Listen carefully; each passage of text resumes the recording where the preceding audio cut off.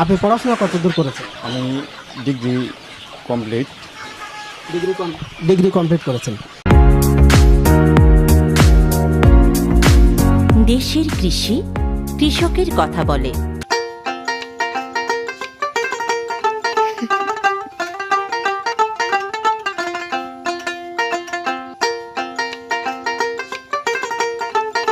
প্রিয় দর্শক, আসসালামু আলাইকুম।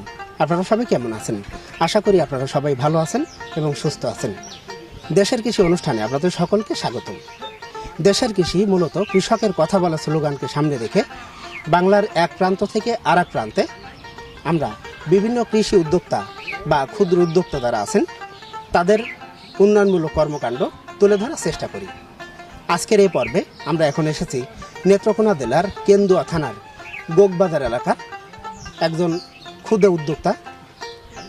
সে ৪২০০ মুরগি নিয়ে তার লেখাপড়ার পাশাপাশি এই খামার তিনি গড়ে তুলেছেন। তো চলেন কথা না বাড়িয়ে যাওয়া যাক ক্ষুদ্র উদ্যোক্তা মোহাম্মদ জাহাঙ্গীর হোসেনের কাছে। মোহাম্মদ জাহাঙ্গীর হোসেন নেত্রকোনা জেলার কেন্দুয়া থানাধীন গোগবাজার এলাকার বাসিন্দা।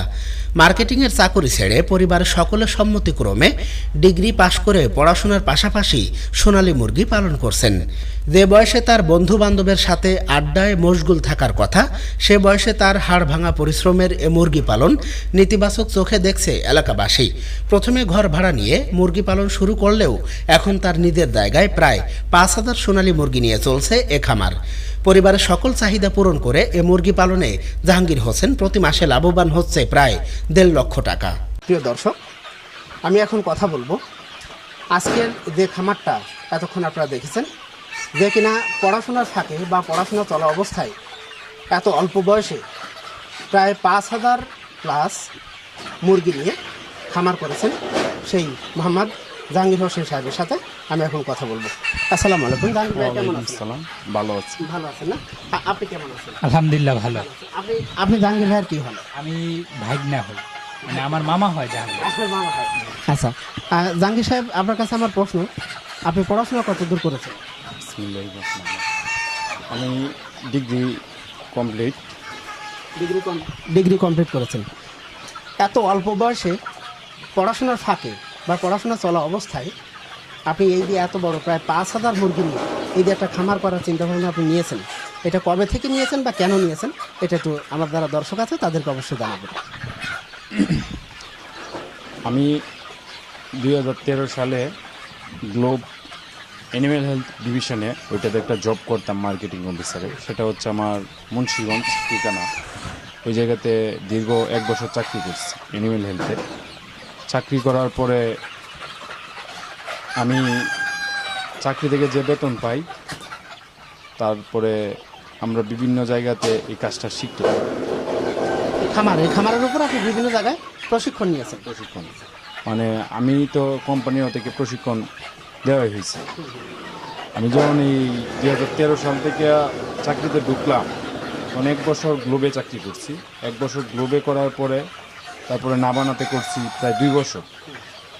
২ বছর চাকরি করার পরে দেখলাম মার্কেটিংটা খুবই কঠিন বা খুব কষ্টকর, এবং মার্কেটিংয়ের বিষয়টা হচ্ছে ওটা ক্রেডিটে, নর্মাল কোম্পানিতে ঢুকলে ক্রেডিটে বাকি দিলে পাবলিকের কাছ থেকে টাকাটা তোলাটা খুবই কঠিন, কষ্টকর। তারপরে চিন্তা ভাবনা করলাম, বাড়িতে নিজে যেহেতু জায়গা জমি আছে, নিজের কাছে অল্প কিছু টাকা পয়সাও আছে, তাহলে একটা ঘর করার উদ্যোগ নিলাম। তারপরে এই খামার করার চিন্তা ভাবনা নিতে পারবেন। আচ্ছা, এই খামার করার চিন্তা ভাবনার পিছনে আপনার গার্ডিয়ান কর্তৃপক্ষ বা বাবা মার কোনো সাহায্য সহযোগিতা আছে কিনা? হ্যাঁ, আমার সবারই গার্জিয়ানের ইয়েও আছে, আমাদের সবারই সম্মতিতে আপনি এই অল্প বয়সে এই মুরগি পালনের একটা চিন্তা ভাবনা আপনি নিলেন। আমাদের সর্বপ্রথম আপনার কাছে মানে পুঁজি ছিল কত টাকা নিয়ে আপনি এই খামার শুরু করলেন? এটা তখন প্রায় ৫ লাখ টাকার মতো ছিল যখন এটা শুরু করছি। প্রথম মুরগি ছিল কত? প্রথমে এটা আমি এর আগে একটা ভাড়া নিয়ে সেট চালাইছি ২ বছর। সেটা হচ্ছে আমাদের থেকে আর একটু প্রায় ৫ কিলোমিটার দূরে। সেই জায়গায় আমি ১ বছর ওইটা হেনে প্র্যাকটিক্যাল দেখলাম কি অবস্থা। শেড মানে এই যে ঘরটা, এটাকে শেড বলে। আপনি সর্বপ্রথমে আপনার আব্বা মার সম্মতিক্রমে বাহিরের একটা শেড ভাড়া নিয়ে আপনি ভাড়া নিচ্ছি ১ বছরের জন্য। 1 বছরের জন্য ৬০,০০০ টাকা। ৬০,০০০ টাকাতে ভাড়া নিয়ে ওইটাতে 1 বছর পর্যন্ত আমি করলাম, করার পরে দেখলাম সকল হিসাব নিকাশ করে না এই মুনাফা ভালোই আসে। মুনাফা ভালোই আসে, তখন আপনি চিন্তা করলেন যে আরো চিন্তা করলাম যদি আমার নিজের জায়গাতে করতে বড় পারি, পরিসরে কিছু করা যায়। বড় আকারে করতে পারি, তখন আমার আরো ভালো হবে। আর তখন আমি চিন্তা ভাবনা করলাম আমি নিজেই কিন্তু ডিলার, আফতাব ফিড চালাচ্ছি এখন। আফতাব ফিডের আপনি নিজে একজন ডিলার, মানে এই মুরগির যে খাবার আছে সে খাবারের ডিলার আপনি। আপনার এই মুরগির খাবারকে খাবার দেওয়া ছাড়াও বাইরে আর যারা উদ্যোক্তা, ক্ষুদ্র উদ্যোক্তা আছে তাদেরকে আপনি খাবার সাপ্লাই করেন। খাবার সাপ্লাই করি, আমি নিজে একজন ডিলার। এটা হচ্ছে কেন্দ্র থানার ডিলার আর কি, আফতাব। তারপরে হিন থেকে উদ্যোগ নেওয়ার পরে তারপরে আমি আমার ফ্যামিলির কাছে আবদার করলাম এটা ভাড়া প্রতি বছর এভাবে ভাড়া দিতে আর চলবে না, নিজের জায়গা যেহেতু আছে নিজের জায়গাতে একটা করে নিই। তারপরে ফ্যামিলির সবাই বললো হ্যাঁ নে, এটা করতে পারলে তো ভালোই হবে। তারপরে তারা সম্মতি দিল, সম্মতি দেওয়ার পরে করলাম। তাদেরও সহযোগিতা রয়েছে, আমার নিজেরও সহযোগিতা, এই পর্যন্ত আমি আগাই। আপনার এই যে মুরগিগুলা এর বর্তমান জাতটা কি? এটা হচ্ছে অরিজিনাল সোনালি অরিজিনাল সোনালী কক বলে আর কি। বর্তমান আপনার এখানে কত পিস মুরগি আছে? বর্তমানে ওইটাতে আমি 4200 মুরগ তুলছিলাম, 4200। তার মধ্যে ধরেন কিছু নষ্ট হয়েছে, 4000-এর উপরে আছে। বর্তমান 4000-এর উপরে আছে। প্রতিদিন এদের খাবার দিতে কত টাকার মতো আপনার খরচ হয়? প্রতিদিন এটা হচ্ছে এটা তিন ধাপ বা 4 ধাপে এটা চলে। এটা প্রায় 65 দিন পালতে হয়, 65 দিন। 65 বা 70 দিন। এটা হচ্ছে ওজনের উপরে ভিত্তি করে। ধরেন 65 দিন পারলে এটা 1 কেজি, 65 থেকে 70 দিন পারলে এটা 1 কেজি ওজনের হয়। 1 কেজি ওজনের হইলে এটা আমরা মার্কেটের দামটা একটু প্রাইস একটু বেশি পাই, কিন্তু এটা এক এক গ্রেডে এটা বিক্রি করা হয়। এটা হচ্ছে 800 গ্রাম আছে, প্রায় 900 গ্রাম আছে, 1 কেজি পর্যন্ত এটা করা যায়। তাহলে ওইটা ধরেন 1 কেজি পর্যন্ত করতে পারলে আপনার মুনাফাটা অনেক বেশি আসে আর কি। তাহলে ওইটা হচ্ছে এটা আমরা 1000 বাচ্চার জন্য টোটাল 1 মাসে 40 ব্যাগ খাবার খাওয়াই। 40 ব্যাগ খাবার খাওয়ানোর পরে 850 ভিতরে আসবে, 850 গ্রামের মতো আসবে। এটা আমরা গড়ে হিসাব করি আর কি। তাহলে আমি এখন আপনার কাছে একটু জানতে চাবো যে একটা মুরগি আপনি প্রথম যখন আপনি লালন পালন শুরু করেন আর লাস্ট 65 দিন লালন পালন আপনি করেন, তো সেই ক্ষেত্রে প্রথম যে মুরগিটা আপনি যখন আনেন তখন তার দাম কত হয়, আর 65 দিন পর বিক্রি করলে সেটা কত হয় এবং কত টাকা মুনাফা হয়, এটা যদি দর্শকদের উদ্দেশ্যে কিছু বলতেন। সেটা হচ্ছে বাচ্চাটা, ওইটা হচ্ছে মার্কেট অনুযায়ী এটা হয়। আমরা যখন বাচ্চাটা একদিনের বাচ্চাটা এটা কিনি কামারি থেকে বা ওই বড় ফ্যাক্টরি থেকে, কোম্পানি থেকে, আমরা ওইটা 1 দিন বা 2 দিন আগে তাদেরকে বলে রাখি আমাদের অত কিছু বাচ্চা লাগতে পারে। তখন তারা একটা দৈনিক আমাদের একটা মেসেজ দেয়, মেসেজের মাধ্যমে জানায় দেয় এটা 15 টাকা থাকে, এমন হয় 20 টাকাও থাকে। এটা হচ্ছে বাজারের উপর নির্ভর করে, মাংসের উপর নির্ভর করে বাচ্চার রেটটা থাকে। তাতে আপনি এই যে শেডটা তৈরি করতে আপনার কত টাকা লেগেছে? 12,50,000 টাকা খরচ হয়েছে। এই শেডটা তৈরি করতে 12,50,000 টাকা, মানে 12.5 লাখ টাকা আপনার খরচ হয়েছে।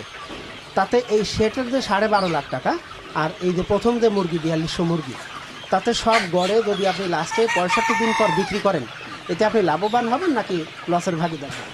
বর্তমানে এখন যে বাজার আছে আর মুরগের যা ওয়াইট আছে, তাতে আশা করতেছি লাভবান হবে। লাভবান হবেন। আচ্ছা, এই মুরগির রোগ বালাই কেমন হচ্ছে? না, ওইটা রোগবালা একবারে খুবই কম। খুবই। তাতে যদি কোনো বেকার যুবক তার বেকারত্বকে দূর করার উদ্দেশ্যে সে যদি সোনালী মুরগি লালন পালন করে, সেই ক্ষেত্রে আপনার তার উপর বক্তব্য কি আছে? সে কি লাভবান হবে নাকি লসের ভাগিদার? বর্তমানে সে লাভবান হতে পারবে, কিন্তু সরকারের একটু, আমি প্রধানমন্ত্রীর উপরে একটু কথা বলতে চাই। সেটা হচ্ছে প্রধানমন্ত্রী আমাদের কৃষি এটার উপরে মুরগের যে ওটা আছে ওইটার উপরে একটু নজরটা ওনার কম।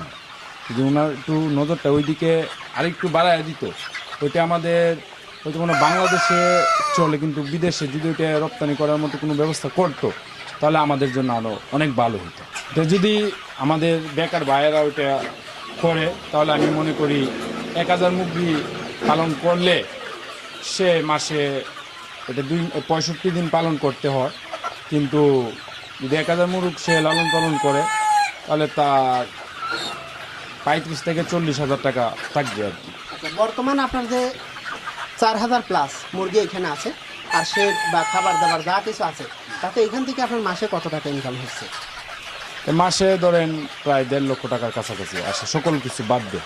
আসলে দেশের কৃষি মূলত আমরা বিভিন্ন দেশের এক প্রান্ত থেকে আর এক প্রান্তে বিভিন্ন জায়গা দিয়ে এই সমস্ত কৃষি উদ্যোক্তা যারা আছেন, ক্ষুদ্র উদ্যোক্তা যারা আছেন, তাদেরকে এই কাজে আরও উৎসাহ করার জন্য সাহায্য করি এবং আমাদের প্রোগ্রাম দেখে আরও যারা যুব সমাজ আছে তারাও যেন এইসব বেকারত্ব দূরীকরণে তার বেকার জীবনটাকে দূর করে ছোট ছোট ক্ষুদ্র ক্ষুদ্র কিছু ঋণের মাধ্যমে কিছু টাকা পয়সা নিয়ে যাতে এই উদ্যোক্তা হয়, সেই আশাবাদ ব্যক্ত করে আমি দেশের কৃষি থেকে বিদায় নিচ্ছি।